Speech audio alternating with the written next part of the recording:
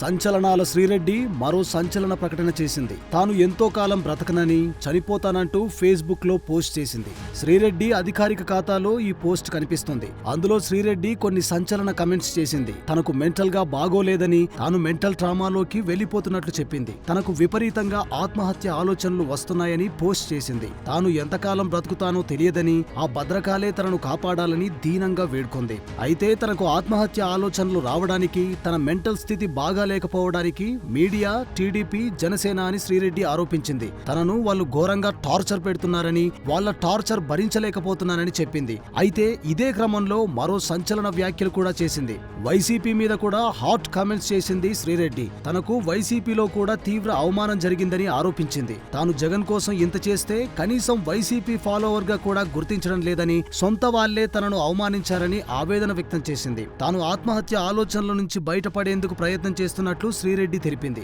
అయితే అది ఎప్పటికి అవుతుందో కూడా తెలియదని చెప్పింది. తాను చెబుతున్నదంతా జనాలకు కామెడీగా ఉండొచ్చని, అయితే ఇది నిజంగా నిజమని శ్రీరెడ్డి పోస్ట్లో పేర్కొంది.